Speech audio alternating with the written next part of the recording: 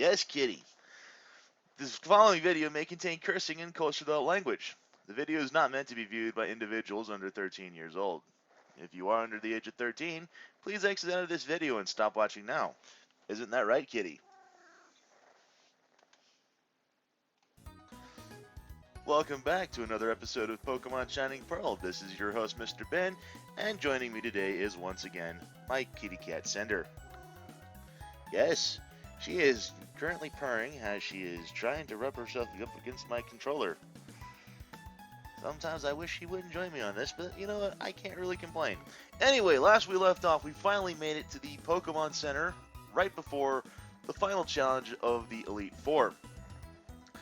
I mentioned that we have some final preparations to make, and that is largely the case here in terms of making sure of... I'm sorry, Mr. Ben's train of thought got totally derailed. Let me try that again. We have largely already made preparations. I have gone ahead, I have made a bunch of purchases. I have made sure I've gotten a bunch of revives. I actually picked one up while meandering about on the overworld. But we have a grand total of 76 revives. We've got 40 full restores, 45 max potions, 50 hyper potions. We still have 34 Moo Milks left over. And as I mentioned, I did go ahead and pick up a few things while we were, off screen. I picked up a Wave Incense, a Meadow Plate, and I picked up like 4 different TMs. I picked up Taunt, Rock Polish, Thunder, and then we've also got like 3 copies of Pluck that I got in the Grand Underground. The other 3, however, I just sort of meandered about on the overworld because I wanted to make sure that I picked up a lot of. I wanted to make sure I wanted to make sure that no ends were left untied. So I wanted to think there was one other thing. Yes, a Zap Plate. I also picked one of those up in the underground. But anyway, as I was mentioning, the main thing that we're doing today is we're finishing up filling out the Pokedex. Now, we're not going to be actually filling it out in terms of like catching these particular Pokemon, but we do want to make sure that we got all the Pokemon seen that we can see. Now, the ones that I were missing was Riolu and Snorlax, and I've already went ahead and I took care of that. The Riolu egg that I got from, from Riley, I went ahead and I hatched. So I went ahead and I got Riolu in the party. And I did have a Munchlax that was also in the box. And I spent about a day or two just sort of raising its friendship up so it would finally evolve into Snorlax. Because I wasn't sure what NPC trainer actually had a Snorlax I could battle, so I could actually get it into the Pokedex from that point. I wasn't really certain on that. That was what led me getting the Wave Incense and the Meadow Plate and this, that, and the other, because I was just sort of meandering around trying to figure out where I had already been, what steps I could retrace. This was mainly around like Mount Coronet area, the places where we would have needed Surf and Waterfall, and I went ahead and I got those off screen. But anyway, we are missing still 3 entries in the Pokedex. And those 3 that we're missing are the Lake Trio. The ones in Valor Lakefront, Acuity Lakefront, and Verity Lakefront. So let's go ahead and we'll visit all 3 of these areas and see what we can do in regards to these. So I'll catch you after the jump cut. Starting off at the Valor Lakefront, we go back to the Valor Cavern because this is our first instance of the Lake Trio. We're going to go ahead, we're going to quick save our progress.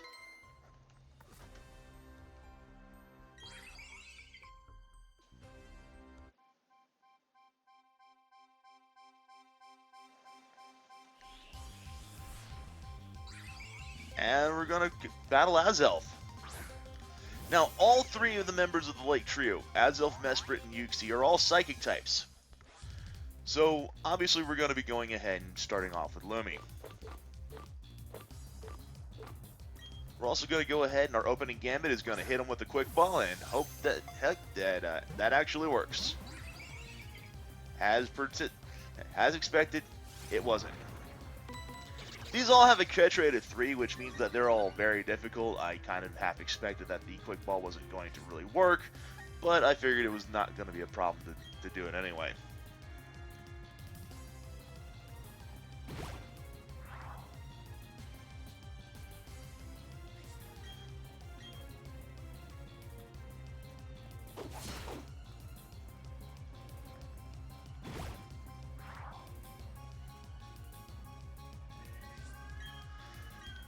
False swipe probably would have been a good idea to keep in with this.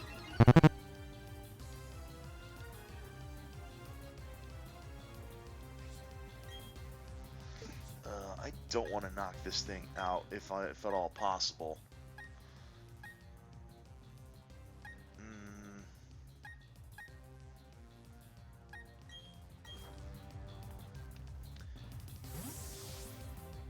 I hate to do this, but because it's already a type weakness, but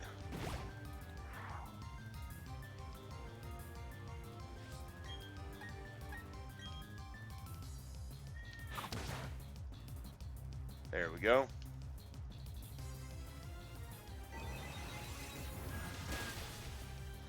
That's alright, we can do a sacrifice play with Pyram here. That's not going to be an issue.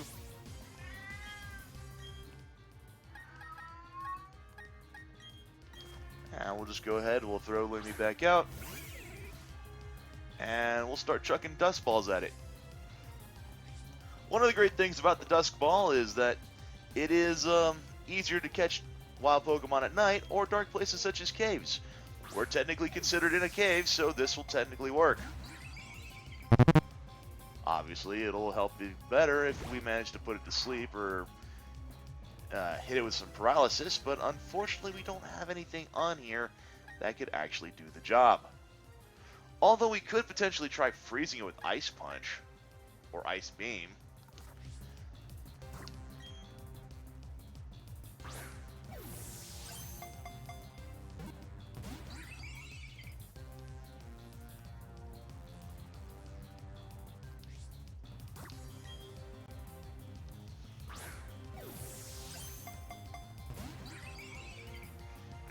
Yeah, this isn't gonna work. But honestly, if we fail, I'm not too terribly worried. Because as far as I'm aware, this is kind of the situation with Palkia. Hey, we got an Azelf.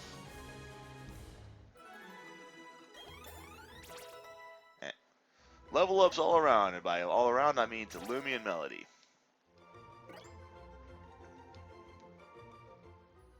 Alright, Azelf's data will be added to the Pokedex. It is thought that Uxie, Mesprit, and Azelf all came from the same egg.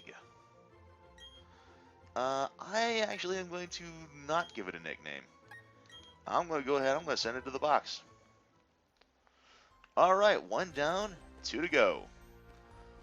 We'll go ahead and we'll restock up, and our next objective is going to be heading to Lake Acuity. So once again, I'm going to go ahead and jump cut, and I'll see you guys in a few seconds. Now that we've made it back to Lake Acuity, I actually did do something off screen that I didn't do while recording. Back at the Valor Lakefront, I actually managed to surf around the edge here to see if there was anything that we may have missed. This is where I got the TM for Thunder, was at the Valor Lakefront between Pastoria and Veilstone.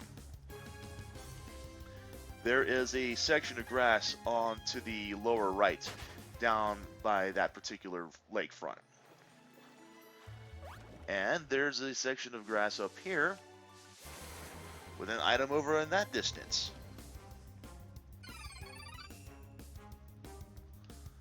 So let's go ahead and pick that up while we're at it.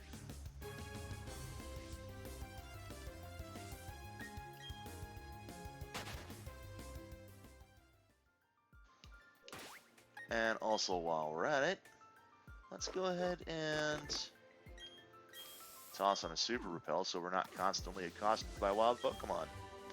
Tm14 Blizzard. Alrighty, so we got Tm25 Thunder, Tm14 Blizzard. I'm going to only assume that if we got Thunder at Valor Lakefront and Blizzard at Acuity, that the other lakefront by Twin Leaf will have Fire Blast. But anyway, here we are at Acuity Cavern. Gonna save our game once again.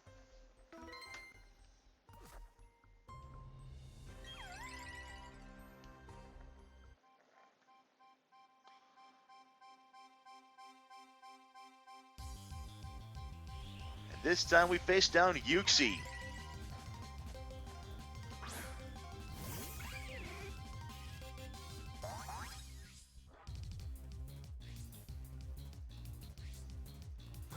Once again, we're going to be starting off with a Quick Ball.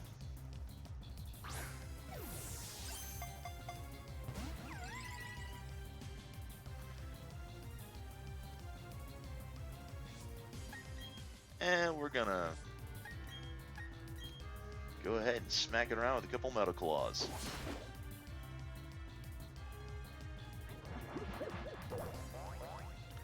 Now, Uxie I'm not too terribly concerned about in regards to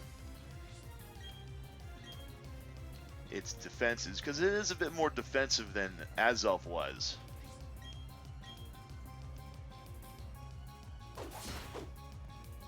So it'll take a bit more of a beating.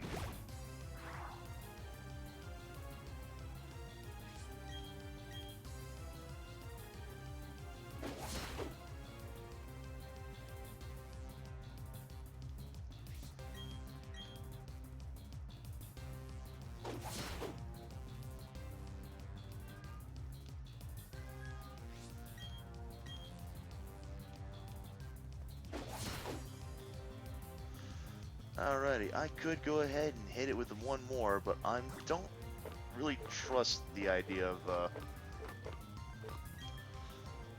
doing that, so let's go ahead and start chucking Dusk Balls at it.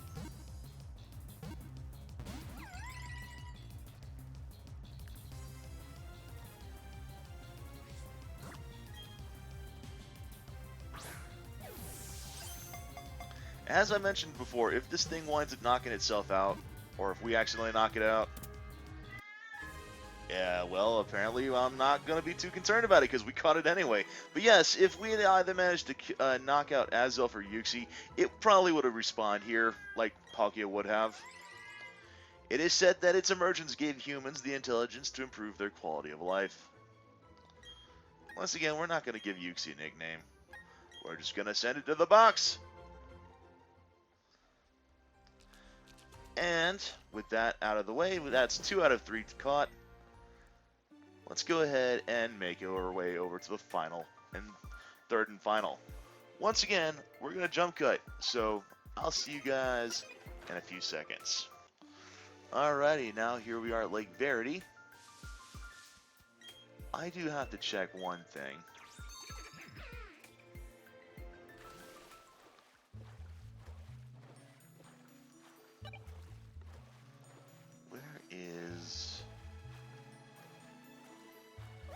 Alright, right here. Alright. Yep, it's right here. Yep, fucking called it. Alrighty. Now the reason why I saved Mesprit for last is because, well, it's a bit different than the Uxie and Azelf fights. We'll go ahead and we'll not bother to use another repel. And, well, much as I'd like to go ahead and save the game, we're going to go ahead and do it anyway.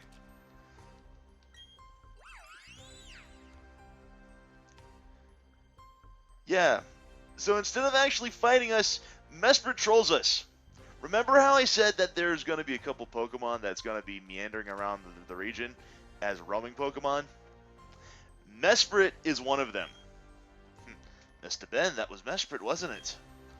You've accomplished what I'd asked you to do at the Canalave Library. I asked you to get data on the Pokemon in the lake, and you did. But it didn't provide any answers about the mysteries of evolution. I still don't know why some Pokemon evolve and others do not. Ultimately, it only deepened the mystery. But having mysteries to solve, that adds to my enjoyment. Mr. Ben, why don't you chase after Mesprit? To me, it seemed as if it wanted to play with you. If you were to use the marking map on your Poketch, you'd be able to track the movements of Pokemon. Go on, Mr. Ben. I'm sure that you'll keep meeting countless Pokemon and people. Those encounters will keep thrilling you in their own special ways. I hope you'll enjoy that experience. Take care, Mr. Ben. Well, and that's not a problem because I believe if we go ahead and we open that up, you'll notice it says 150 Pokemon. We didn't actually have to fight Mesprit. Just seeing it like that in that encounter counts as seeing it for purposes of Pokedex completion. So we have now gotten Uxie, Mesprit, and Azelf has counted as seen in the Pokedex. The only one we're missing at this point is number 108, which is Spiritomb. Now, there is a way we can go ahead and get Spiritomb. We can go ahead and do the Hollow Tower thing right underneath where I keep holding the button down. I think you're supposed to hold it, but it's not actually supposed to hold it. You're supposed to just hit it once. But yes, to the south of Solaceon Town is the Hollow Tower that we could have found the odd keystone in and put it in. So we could go ahead and do all of that. But the problem with the Hollow Tower is that you have to do a bunch of bullshit with the Grand Underground, speaking to 32 NPC trainers, and that's just going to take time and effort that I really don't have and really don't want to spend. So I'm just going to go ahead and say to hell with that, because there is one specific trainer who already has a Spiritomb that we can fight that will count for us seeing it, and will count for purposes of Pokedex completion and allowing us to get the National Pokedex. At this point, if we had gotten the seeing Spiritomb prior to doing this, we would have been able to get the National Pokedex at this point. You know what? I'm curious. Do you have anything? Ah, yes. Since it is technically the morning, it is, we can go ahead and battle this trainer. Let's go ahead and wreck his shit real fast. He only has one Pokemon. And once we go ahead and clean his clock, we'll head back up to the Pokemon League. And we'll actually start doing the end game.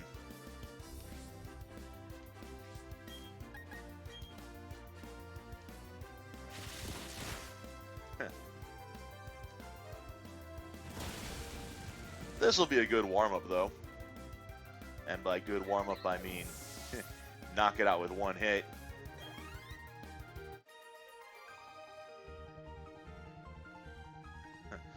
I suppose that was indeed a finish line.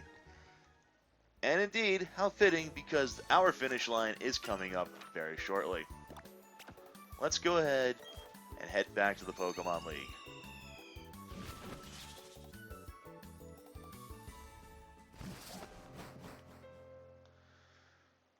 Once again, we'll go ahead and heal up.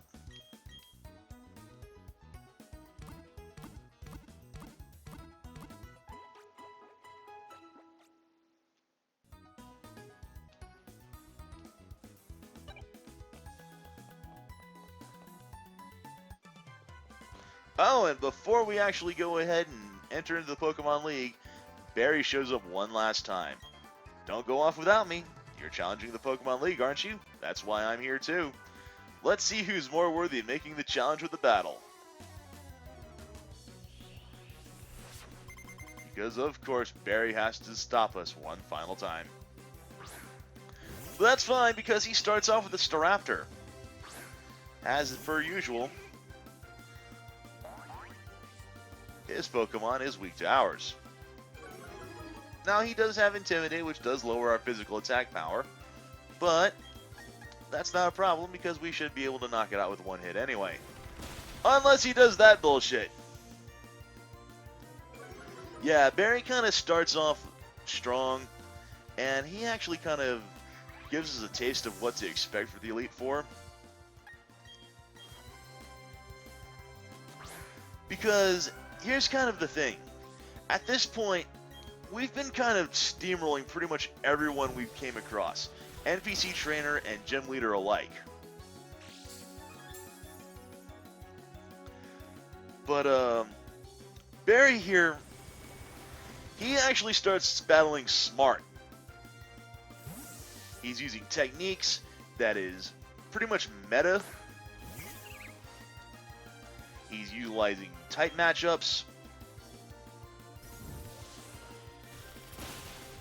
He's to kind of give you a taste of what to expect that the Elite Four is to give you.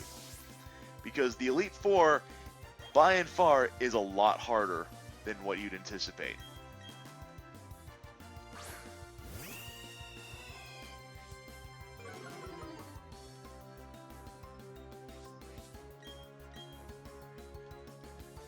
And this is why I went ahead and I got all those items earlier on. Because we're probably going to need them.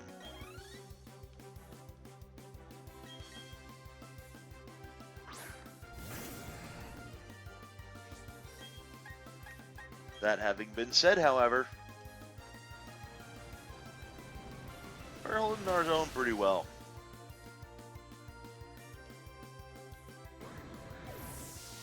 Ellie's taking out half his team on her own. And already went ahead and got up to level 70 at that point. Empoleon, actually, yes, we will go ahead. We'll go ahead and swap out. Now, Daruk, you might have noticed as I was passing over to his summary, I did go ahead and replace the slash in his moveset with Poison Jab.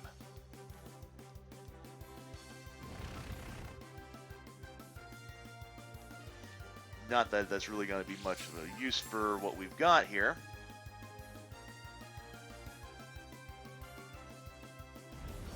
But the reason why I went ahead and put Poison Jab on his moveset was just in case we come across any pesky fairy types.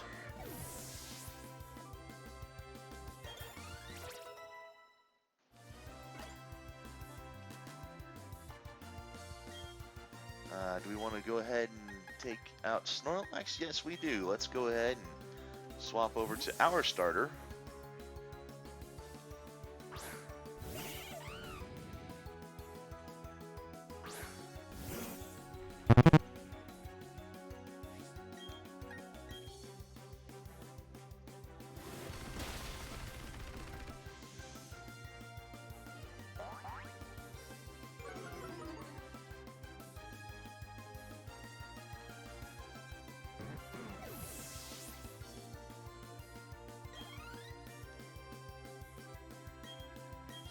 And we'll go ahead and we'll keep Pyroman for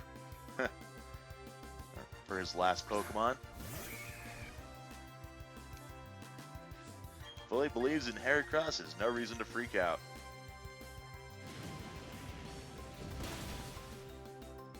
I mean, considering that I knocked it out with one hit, you probably should have reason to.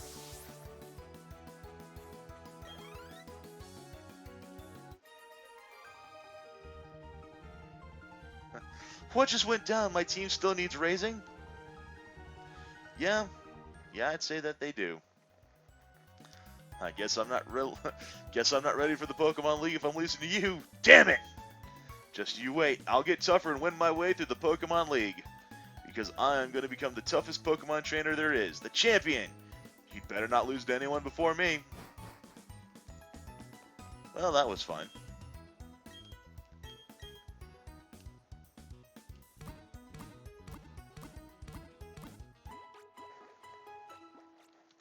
And we are getting close to time for our one episode here. But you know what? I think we've held off long enough. Let me confirm that you are qualified to challenge the Pokemon League. To do so, I'll need to examine the gym badges you gathered from around Sinnoh. Orberg City's Coal Badge, Eternia City's Forest Badge, Veilstone City's Cobble Badge, Pastoria City's Fen Badge, Hardhome City's Relic Badge, Canalave City's Mine Badge, Snowpoint City's Ice Physical Badge, and hey, what's this? Are you fucking trying to cheat me here? Ah, nah, finally, Sunny Shore City's Beacon Badge.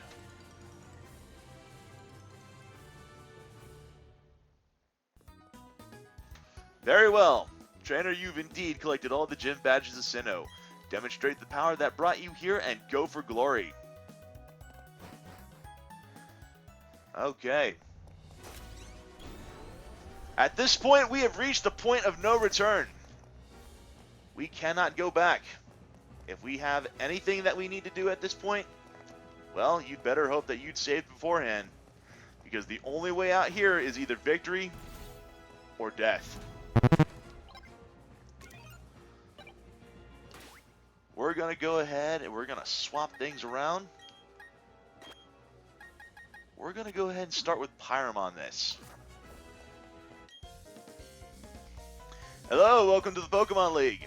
I'm Aaron of the Elite Four. It's good to meet you. Oh, I should explain. I'm a huge fan of bug Pokemon. Bug Pokemon are nasty mean, and yet they're beautiful too. Would you like to know why I take on challengers here in this room? It's because I want to become perfect, just like my bug Pokemon. Alright, let me take you on. Starting us off, the Elite Four is Aaron, the Bug Master. Who starts out with the Dustix.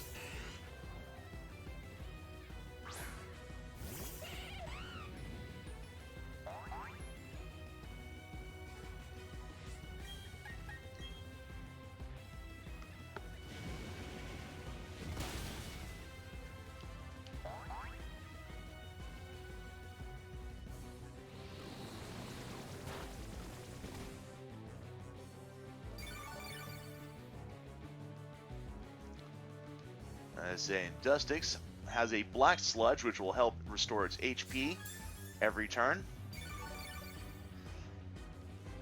I believe that only works for poison types, if I'm not mistaken.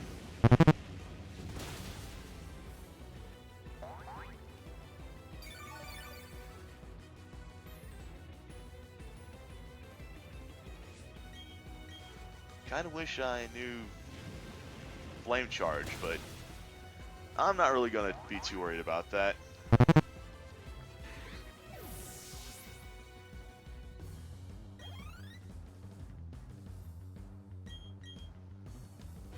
He also has a Heracross of his own.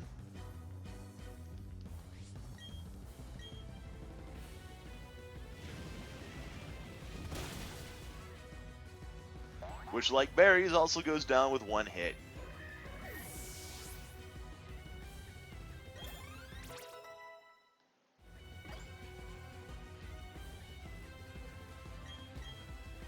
And much like his Dustix, he has its counterpart, Beautifly.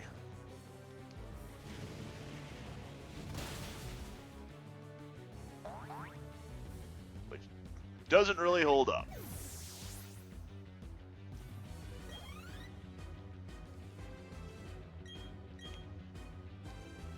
His next Pokemon is a Vespa Queen, which means that we're not able to utilize any hold berries thanks to its ability of Unnerve.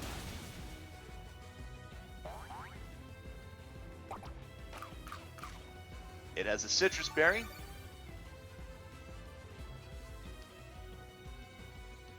and it knows Aerial Ice to take on Fighting type moves, which is useful considering that the only fire types that you can naturally come across in Sinnoh at this point, disregarding the Grand Underground, are the Ponyta line and the Chimchar line. Which is kind of smart on his point. But his fifth and final Pokemon is his Drapion, which is actually a Poison Dark type, but it did start out as a Bug type.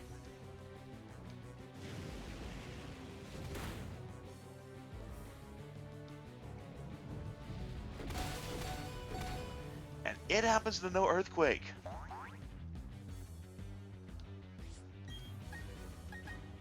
We could go ahead and hit it with a Mach Punch, but I think what we'll go ahead and do is we'll hit it with a U-turn instead. That way we'll go ahead, we can swap out and still deal some damage on the outside. I think we'll swap into...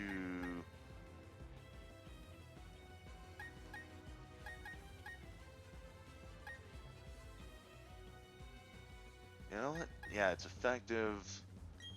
Yeah, let's go ahead and swap into Daruk.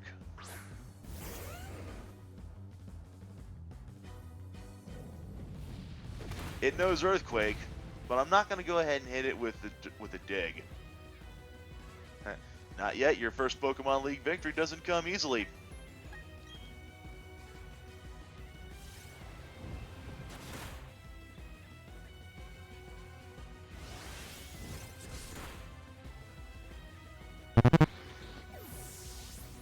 Alright. We get a level up for Daruk. And he wants to learn Daruk Sandstorm, but we don't want to teach him that. And that is Aaron, who now concedes defeat. But I think you came to see how great Bug-type Pokemon can be. I also hope you realized what you're up against in the Pokemon League. Battling is a deep and complex affair. I lost with the most beautiful and toughest of the bug Pokemon. We lost because I wasn't good enough. That's it. Back to training camp. Let's hear it for me. No, that was wrong. Anyway, move on to the next room. 3 more trainers are waiting for you, and they're all tougher than I am. And indeed, we took out 1 of the 4 Elite Four. And we're going to go ahead. We're going to take a bit of a minute, take a breather. We're going to heal up,